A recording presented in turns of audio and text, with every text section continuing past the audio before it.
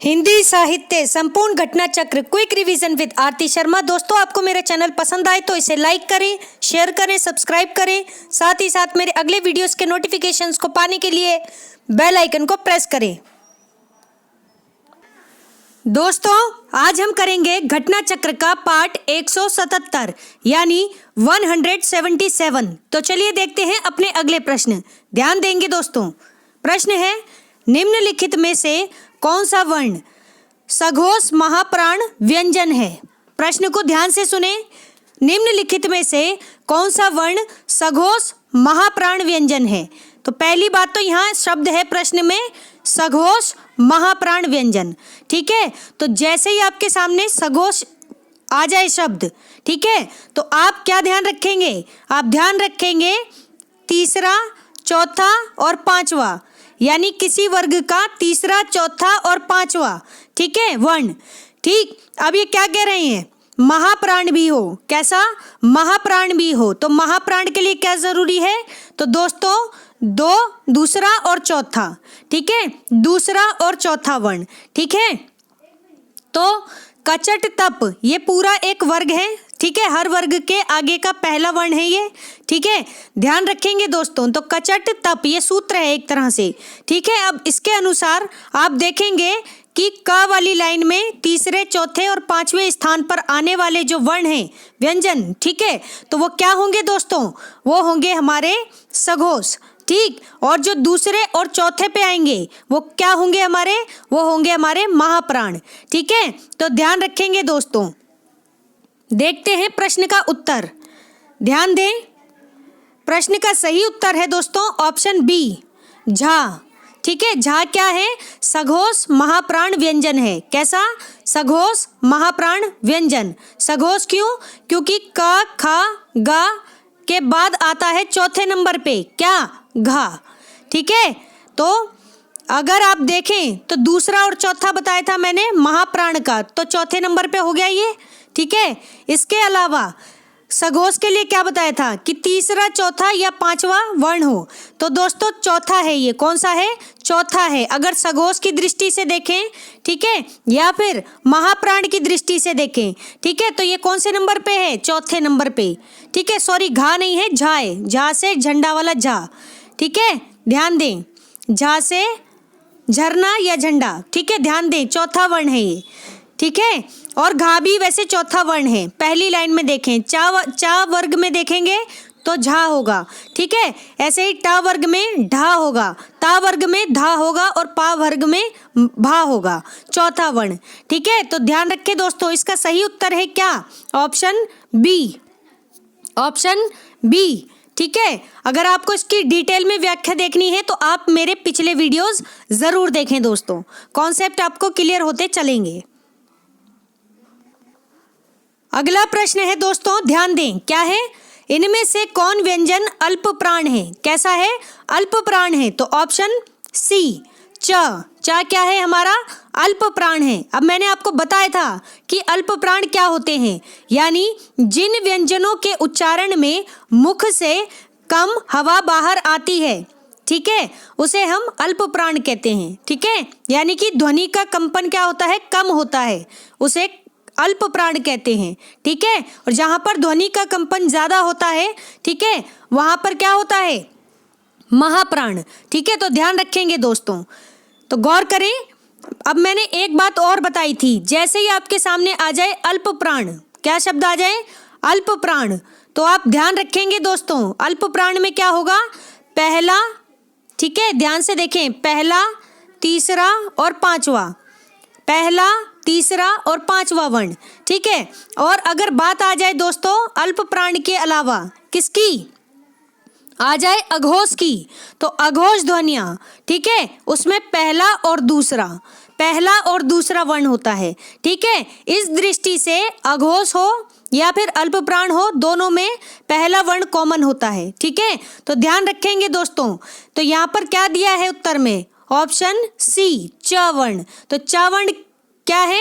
ये चा वर्ण हमारा पहला वर्ण है, पहला अल्प प्राण भी है ये, ठीक है, अल्प प्राण भी है, साथ ही साथ ये अघोष भी है, ठीक है, अघोष, ध्यान रखेंगे, ठीक, और चा के बाद क्या हो जाएगा, छा। छा हमारा क्या हो जाएगा, छा हो जाएगा हमारा अघोष। ठीक है, और अल्प प्राण देखना है तो हमें छा को छोड़ करके तीसरे पे जाना होगा। ठीक है, क्योंकि अल्प प्राण में पहला, तीसरा और पांचवा देखते हैं। ठीक है, तो यहाँ पर क्या है, पहला है चा है, तो चा क्या हो गया, चा हो गया हमारा अल्प प्राण भी हो गया और अघोष भी हो गया। ठीक है, ये दो दृष्टि से हमारा चा है। ठीक है, ध्यान रखें, अल्प प्राण और अघोष। ठीक, अगला प्रश्न है, ध्यान देंगे दोस्तों, क्या है, हिंदी के स्पर्श व्यंजन। हिंदी के स्पर्श व्यंजन, ठीक है, 5 वर्गों के दूसरे और चौथे वर्ण क्या होते हैं। ठीक है, यानी कि जो स्पर्श व्यंजन होते हैं उसके 5 वर्गों का जो दूसरा और चौथा वर्ण होता है, दूसरा और चौथा, ठीक है, वो क्या होता है। तो दूसरा और चौथा आते ही सीधे आपके दिमाग में आना चाहिए दोस्तों, क्या, महाप्राण। ठीक है, महाप्राण।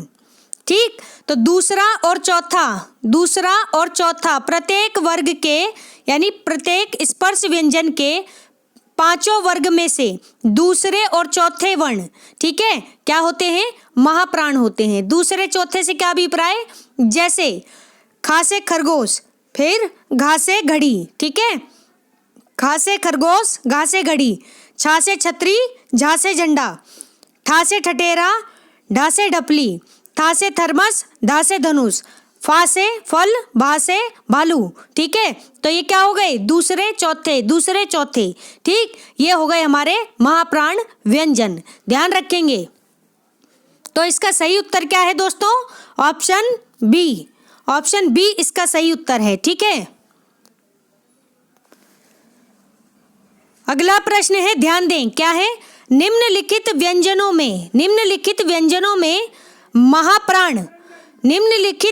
में महाप्राण कौन से हैं। तो महाप्राण आते ही मैंने आपको बताया था दूसरा और चौथा वर्ण, कौन सा, दूसरा और चौथा। ठीक है, ध्यान रखें, तो ऑप्शन डी इसका सही उत्तर है। क्या है, ठा से ठठेरा, क्या है, ये महाप्राण है। क्यों, क्योंकि ये दूसरे स्थान पर आता है। किस स्थान पर, दूसरे स्थान पर। पहले पे कौन सा आता है, टा से टमाटर। ठीक है, टा से टमाटर, फिर ठा से ठठेरा सेकंड पे। तो पहला वाला क्या हो गया, पहला वाला अल्प प्राण हो गया और दूसरा वाला क्या हो जाएगा, महाप्राण। ठीक है, ऐसे तीसरा वाला अल्प प्राण और चौथा वाला महाप्राण, फिर पांचवा वाला अल्प प्राण। ठीक है, तो ऐसे ध्यान रखेंगे दोस्तों। ठीक, तो जहां दूसरा और चौथा वर्ण होगा वो क्या होगा, महाप्राण। अगला प्रश्न है, ध्यान दें, क्या है, महाप्राण ध्वनियां व्यंजन वर्ग में से किससे संबंधित हैं। तो व्यंजन वर्ग की पूछी जा रही हैं महाप्राण ध्वनियां। तो ध्यान दें दोस्तों, ऑप्शन सी, दूसरे और चौथे। ठीक है, दूसरे और चौथे व्यंजन वर्ग से संबंधित हैं महाप्राण ध्वनियां। ध्यान रखें, महाप्राण ध्वनियां। ठीक है, अगला प्रश्न है, ध्यान देंगे, क्या है, निम्न में से कौन एक अल्प प्राण ध्वनि है। अल्प प्राण ध्वनि, तो मैंने बताया था जैसे ही अल्प प्राण आए तो दिमाग में क्या आना चाहिए, 1, 3 और 5, 1, 3 और 5। अब देखो इसमें क्या सही है, ऑप्शन ए जो है वो सही है। का क्या है हमारी, का हमारी अल्प प्राण ध्वनि है। वहीं खा कौन से नंबर पे आती है, दूसरे पे। घा कौन से नंबर पे आता है, तो चौथे पे। ठीक है, और धा कौन से नंबर पे आता है, तो दोस्तों ये आता है चौथे नंबर पे। तो यानी कि दूसरे चौथे नंबर पे तो हमारी महाप्राण ध्वनि आती है, जबकि का से कबूतर हमारा पहले नंबर पे आता है। तो ये क्या हो गई, हमारी अल्प प्राण ध्वनि हो गई। ठीक है, साथ ही साथ ये एक अघोष व्यंजन भी है। ठीक है, ये बात ध्यान रखेंगे दोस्तों। तो इसका सही उत्तर क्या है, ऑप्शन ए। ठीक है, ऑप्शन ए यानी कि का व्यंजन अल्प प्राण ध्वनि है। ठीक है, ध्यान रखेंगे। अगला प्रश्न है, ध्यान दें, क्या है प्रश्न, गौर करेंगे। शा से सलगम, सा से षटकोण, सा से सपेरा और डैश के अंतर्गत आते हैं, यानी किसके अंतर्गत आते हैं। तो दोस्तों मैंने आपको पिछले वीडियो में बहुत डिटेल में चीज़ें बताई थी, ठीक है। तो ध्यान रखें ऑप्शन ए ऊष्म व्यंजन। ऊष्म व्यंजन साथ ही साथ इसे हम कहते हैं संघर्षी व्यंजन। कौन से? संघर्षी व्यंजन, ठीक है। तो ऊष्म व्यंजन और संघर्षी व्यंजन के अंतर्गत आते हैं क्या? सा से शलगम, फिर सा से षटकोण, फिर सा से सपेरा, ठीक है। ये तीन। इसके अलावा अगर हम इसमें हा और जोड़ दें तो ये क्या बन जाएगा, ठीक है।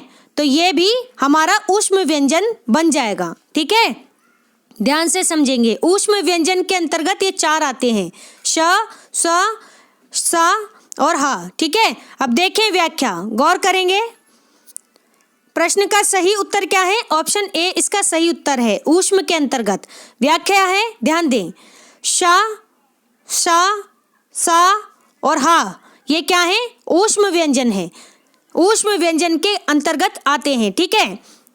ऊष्म व्यंजन क्या होते हैं? अब वे सुने। ऊष्म व्यंजन वे हैं जिनका उच्चारण मुखांगों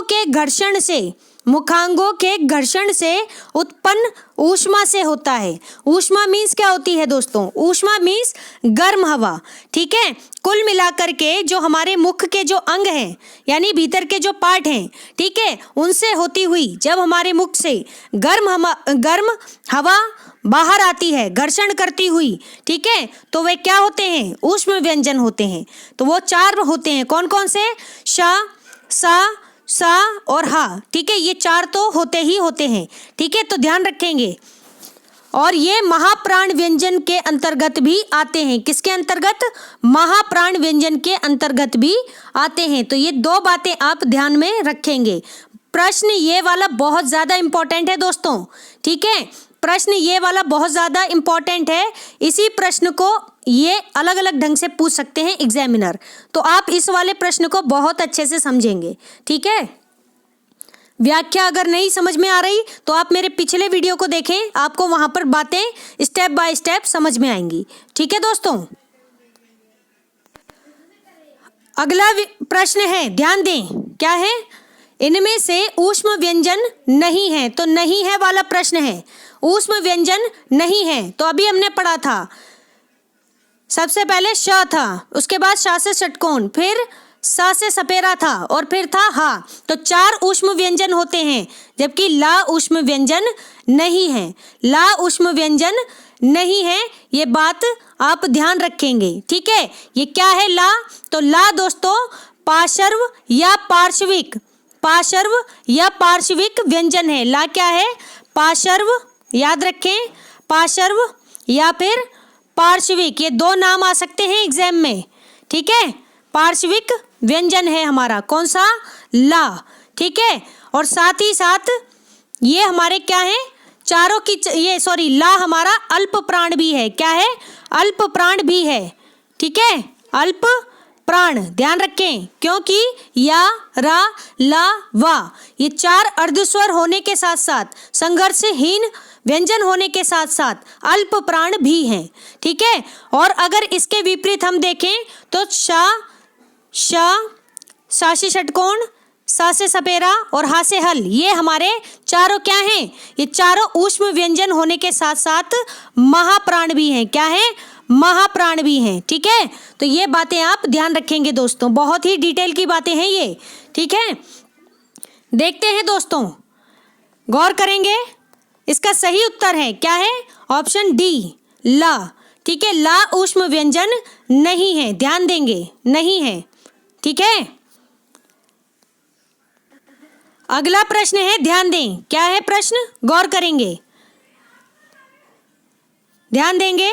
उच्चारण की दृष्टि से मैंने आपसे बार बार कहा है कि आप एक शब्द को याद रखेंगे, उच्चारण, ठीक है। उच्चारण, जिसका हम उच्चारण कर पाए और जिसका कोई बाद में सार्थक अर्थ निकले, ठीक है, वो क्या हो जाएंगे हमारे?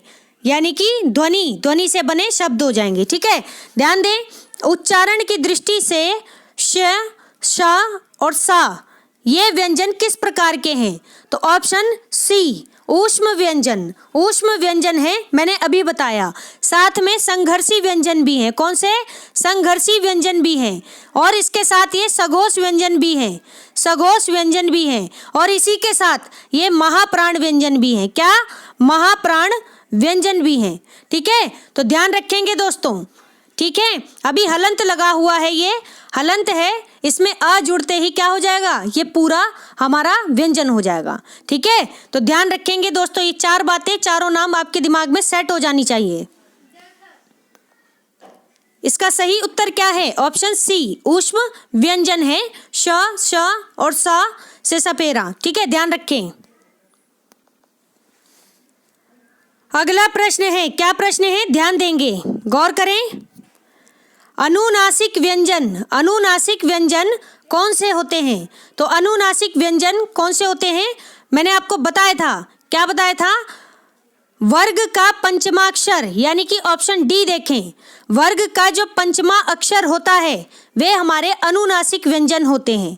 ठीक है, अनुनासिक व्यंजन होते हैं। और वर्ग के पंचमाक्षर कौन से होते हैं? तो ध्यान से देखें दोस्तों, जिया, अणा, ठीक है, जिया, अणा, ना और माँ। ठीक है, जिया, अणा, ना और माँ, ये सभी क्या है? हमारे अनुनासिक व्यंजन है। ठीक है, यहाँ कोमा दिया हुआ है, तो कोमा जो दिया है यहाँ नहीं दिया, ये अंगा। ठीक है, तो ये भी हमारा पांचवा अक्षर है। कौन सा? पांचवा अनुनासिक व्यंजन है। ठीक है, ये बातें ध्यान रखेंगे। अनुनासिक व्यंजन, ठीक है, जिसमें हमें नाक से मतलब बोलते समय नाक से स्वर की आवाज़ आती है। ठीक है, हल्की हल्की, तो ध्यान दें। ठीक है, गौर से समझें इस बात को। जैसे अम, ठीक है, अम क्या है?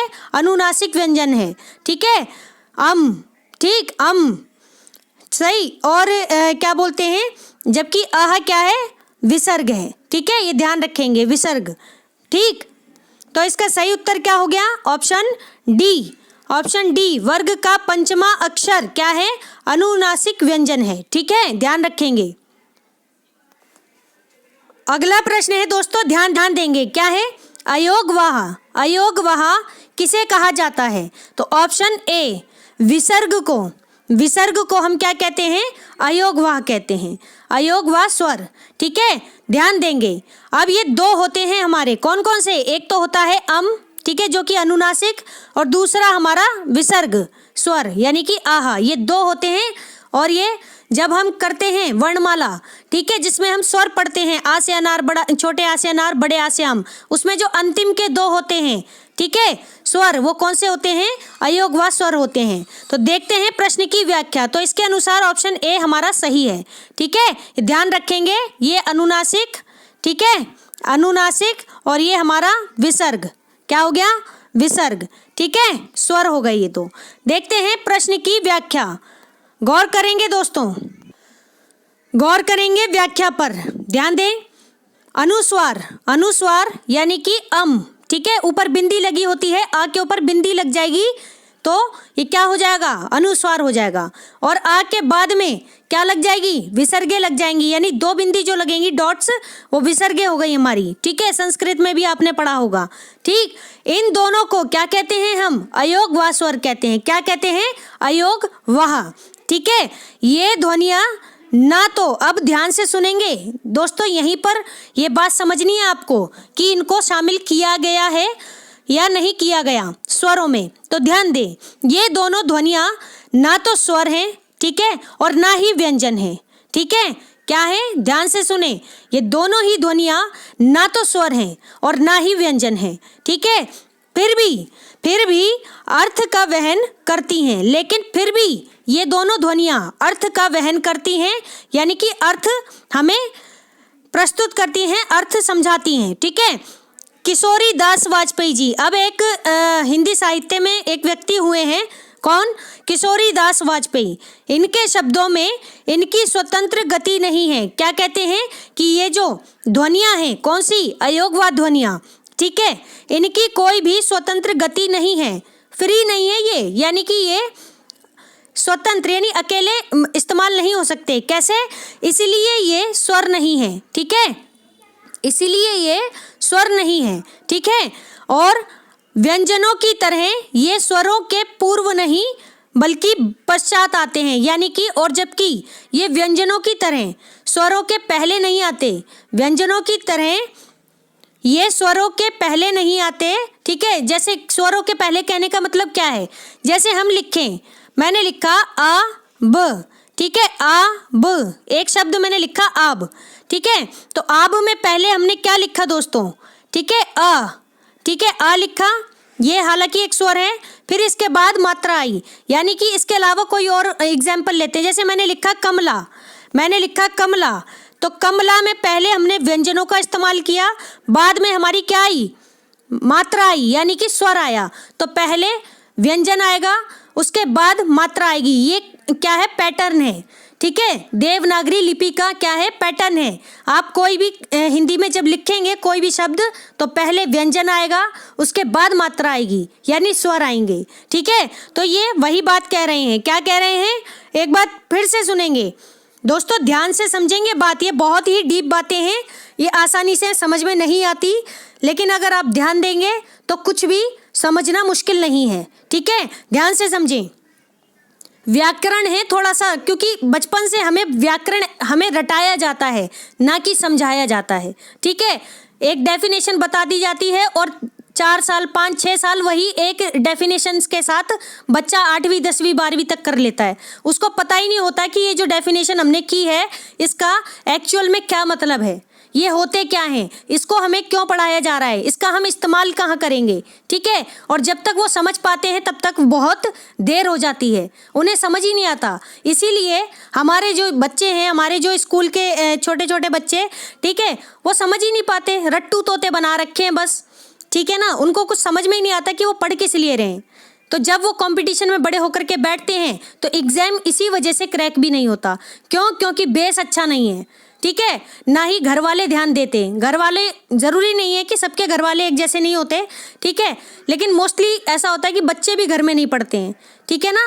लेकिन अगर पढ़ाने के तरीकों में थोड़ा सा अगर बदलाव किया जाए, उन्हें समझाया जाए, ऐसा है स्टडी सिर्फ रटवाने का माध्यम ना हो, ठीक है, उन्हें प्रैक्टिकल की ज़रूरत होती है। आप चीज़ों से जोड़ करके पढ़ाएं तो मुझे नहीं लगता कि बहुत ज़्यादा मुश्किल है व्याकरण, ठीक है।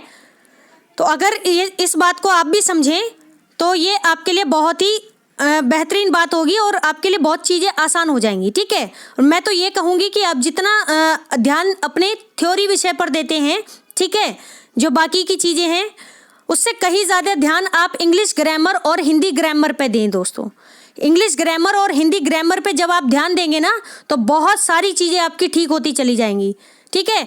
मुझे नहीं लगता कि इसके बाद आपको किताबों की ज़रूरत भी पड़ेगी, क्योंकि जिस दिन आप लिखना और बोलना और पढ़ना सीख जाएंगे ना ढंग से, तो आप अपने ढंग से सोचेंगे और अपने ढंग से अपने प्रश्नों के उत्तर देने लगेंगे, ठीक है। तो यही फ़र्क है, ठीक, एक प्रैक्टिकल करने में, करके पढ़ने में, और एक रटने में। तो रटे नहीं, समझें चीज़ों को, ठीक है। तो ध्यान दें दोस्तों, वापस आते हैं अपने विषय पर। हम पढ़ रहे थे कि क्या पढ़ रहे थे, किशोरी दास वाजपेयी के शब्दों में इनकी स्वतंत्र गति नहीं है, किसकी, अयोग व स्वरों की, ठीक है। इसीलिए ये स्वर नहीं है। और व्यंजनों की तरह ही ये स्वर से पहले कभी इस्तेमाल नहीं होते, हमेशा कब इस्तेमाल होंगे, स्वर के बाद, सॉरी, व्यंजन से पहले कभी इस्तेमाल नहीं होंगे, ये हमेशा व्यंजन के बाद इस्तेमाल होंगे, ठीक है। कौन, अयोग वाह स्वर, अयोग वाह स्वर। आप देखो कोई भी शब्द बना के देखो, ठीक है, तो विसर्गें हमेशा बाद में लगती हैं। जैसे एक शब्द है प्रात है, प्रात है, ठीक है, विसर्गें कहाँ आई, अंत में आई, ठीक है। ऐसे ही मैं लिखूं संयम, संयम, तो पहले व्यंजन आया, बाद में अयोग व स्वर आया, संयम, ठीक है। तो ये होता है, ये कह रहे हैं इस व्याख्या में। तो ध्यान दे दोस्तों, गौर करेंगे क्या है, वर्णों की दोनों श्रेणी, वर्णों की दोनों श्रेणियों में किसी के साथ इनका जातीय योग नहीं होता। वर्णों की कोई सी भी श्रेणी हो, इनके साथ, इनका किसी भी श्रेणी के साथ जातीय योग, जातीय योग से क्या अभिप्राय है, यानी कि जैसे छोटी ई और बड़ी ई मिलकर, छोटी ई और बड़ी ई मिलकर क्या हो जाती हैं, जाति बन जाती हैं, एक ही जाति की मात्राएं होती हैं, इनको बोल करके देखेंगे। बस फर्क किसका होता है? बोलने का फर्क होता है, ठीक है। कम समय और ज्यादा समय का फर्क होता है, हालांकि उच्चारण एक जैसा ही है बोलने में। जैसे ई और ई एक ही बात आ रही है ना, लेकिन जब हम बोलेंगे ई और जब हम बोलेंगे ई तो ये फर्क होगा, ठीक है। तो ध्यान दें, जातीय योग नहीं है, यानी इनके जैसी कोई दूसरी मात्रा या कोई दूसरा स्वर नहीं है, ठीक। इसीलिए इन दोनों ध्वनियों को क्या कहा गया है? अयोगवाह ध्वनि कहा गया है। मुझे लगता है आपकी बातें समझ में आ रही होंगी। तो सीधी सीधी बात है दोस्तों, अयोगवाह ध्वनि कौन सी होती है? अम और आहा, यानी अनुस्वार और विसर्ग, और इनके जैसी कोई दूसरी ध्वनियाँ नहीं है, ठीक है। और ये ना तो स्वर में आती हैं ना व्यंजन में आती हैं, ठीक है, लेकिन जहाँ भी आती हैं, ठीक है, ये क्या इनका एक सार्थक अर्थ होता है, ठीक है। ये बातें आप ध्यान रखेंगे, ठीक। और इनका कोई जातीय योग भी नहीं होता, ये इंपॉर्टेंट बात है। अगला प्रश्न है, ध्यान दे दोस्तों, हिंदी में अनुस्वार किस ध्वनि का सूचक नहीं है? तो अनुस्वार ऑप्शन डी, या ध्वनि का सूचक नहीं है अनुस्वार, ठीक है। क्यों? क्योंकि देखो अंग की मात्रा आएगी, जैसे गंगा आप ऐसे लिखे गंगा, तो ये क्या हो गया? अनुस्वार हो गया ऊपर, ठीक है। ऐसे ही आप बोले पंचम, एक पंचम आप ऐसे भी लिखते हैं पंचम, ठीक है, और एक पंचम आप ऐसे भी लिखते हैं, ठीक है, ऐसे करके, तो ये भी अनुस्वार हो गई। ऐसे ही आप लिखें ये अणा भी क्या है? हमारी अनुस्वार, यानी पंचमा अक्षर जो होता है, ठीक है, वो हमारे क्या होते हैं? अनुस्वार होते हैं। तो ये तीन क्या हैं हमारे? ये तीन हमारे पंचमा अक्षर हैं। कौन कौन से? अंगा खाली, ठीक है, फिर ना, फिर जिया, ठीक है, जिया, ध्यान रखें, जिया या फिर इया। बाकी या जो है, या हमारा अनुस्वार नहीं है। या क्या है? ये पहली बात एक व्यंजन है, ठीक है, व्यंजन। इसके बाद ये अर्धस्वर भी है, अर्धस्वर, ठीक है। इसके बाद ये संघर्षहीन व्यंजन भी है, संघर्षहीन, ठीक है। इसके बाद दोस्तों ये क्या है? इसके बाद ये एक अल्प प्राण भी है, ठीक है, अल्प प्राण भी है। अल्प प्राण होने के साथ साथ ये सघोष भी है, ठीक है, सघोष भी है। ये बातें ध्यान रखेंगे, ठीक है। तो ये कुछ बातें हैं आपको ध्यान में रखनी है, ठीक है। तो इस प्रश्न का सही उत्तर क्या है दोस्तों? सही उत्तर है ऑप्शन डी, या अनुस्वार ध्वनि का सूचक नहीं है, ठीक है। मुझे लगता है बातें आपकी समझ में आ रही होंगी। तो दोस्तों हमारा आज का वीडियो यही समाप्त होता है। Thanks for watching. अगर आपको मेरे वीडियोस पसंद आ रहे हैं तो इन्हें लाइक करें, शेयर करें, मेरे चैनल को सब्सक्राइब करें, साथ ही साथ मेरे वीडियोस के अगले नोटिफिकेशंस को पाने के लिए बेल आइकन को प्रेस करें। धन्यवाद दोस्तों।